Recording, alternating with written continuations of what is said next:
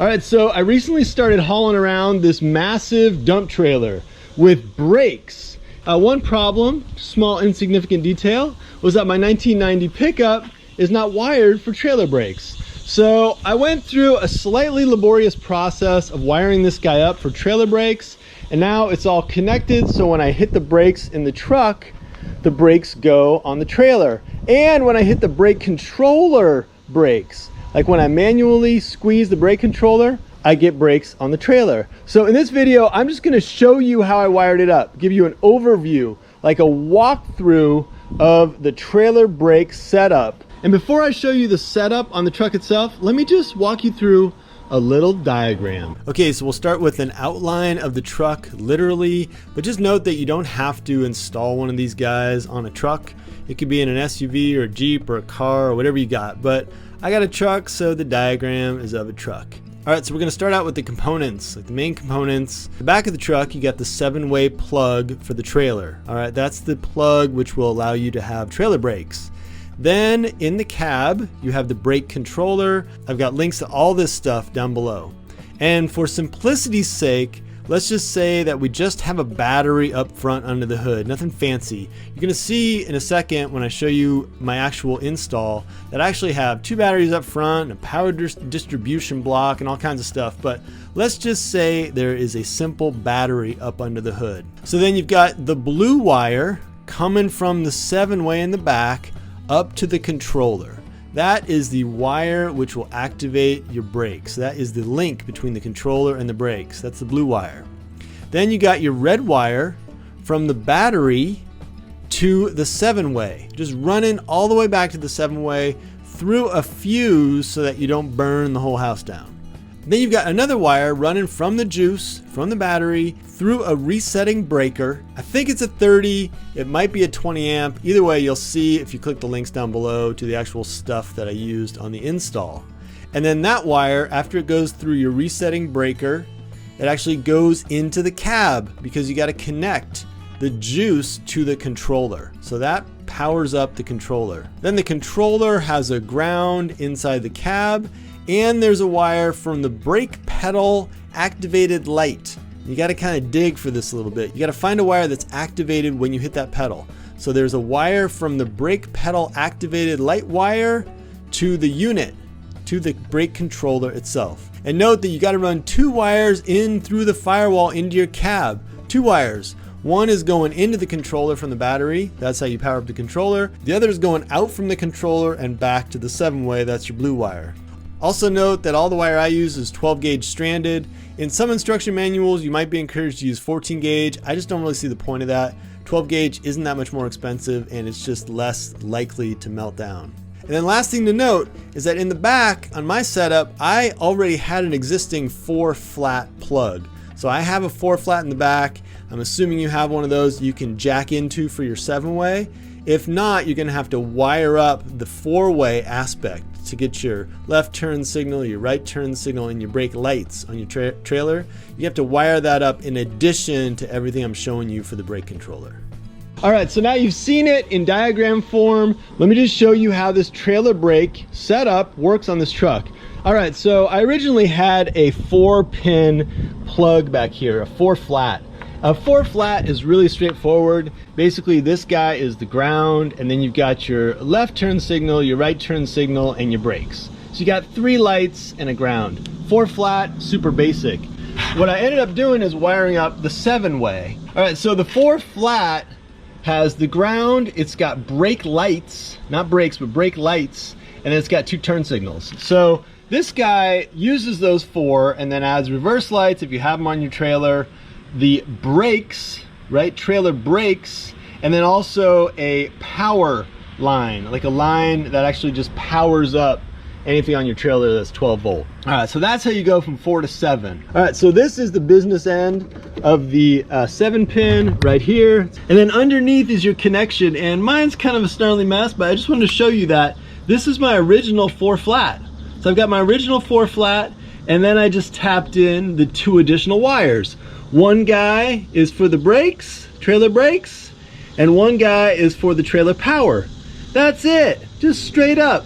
There's also a ground wire that goes over here to the frame. All right, so that's the connection. Then you've got two wires coming up along the body. And they are just snaked along right along with the original wiring harness. So just locked into the wiring harness up under here. These two wires, as I might have mentioned before, are both 12 gauge stranded wire. Thicker than 14 gauge. You might be encouraged to use 14 gauge, but I would just go with the 12 gauge, a little bit thicker and more likely to hold your load.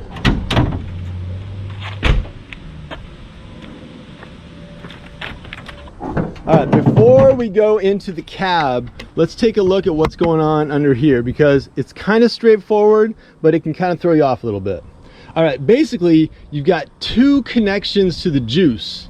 All right, two connections to the juice, because one connection to the juice goes to your controller in the cab, and the other connection to the juice goes back to the trailer. All right, so two juice connections. How does that work? All right, so let's talk about the first one of these live hot wires.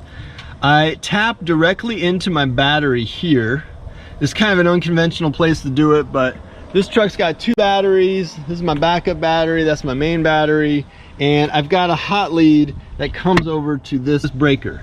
This breaker is for something else, so just ignore this breaker, but this is my hot terminal right here. So my power comes from here, goes through this tripping resetting breaker.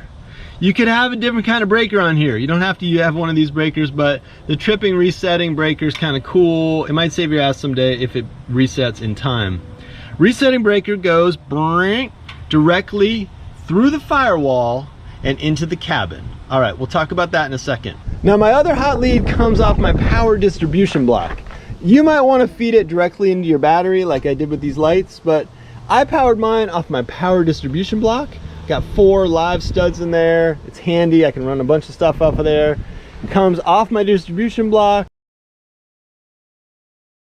comes on down, and then goes all the way back to the trailer. So one hot lead goes into the cab, the other hot lead goes back to the trailer. All right, now you've actually seen almost everything.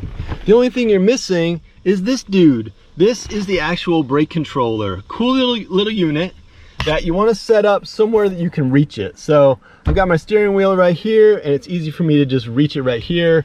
Some people put it down here, anywhere on the dash really.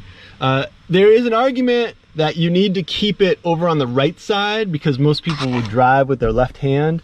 You know, I think you could probably go on either side, whatever. You just have to kind of get used to it, but I put mine down on the right side. But it basically has 3 controls. One is the brake assist right here, which allows me to jack up the power that's coming from the controller back to the brakes. And that was just getting funny right there because the truck's not actually running right now. But anyway, that's my brake assist. There's also a boost button up here, so I can boost it to boost 1, 2, and 3. That just gives me a higher percentage of braking coming from the controller back to the trailer. And then there's also a dial here where you dial in your controller.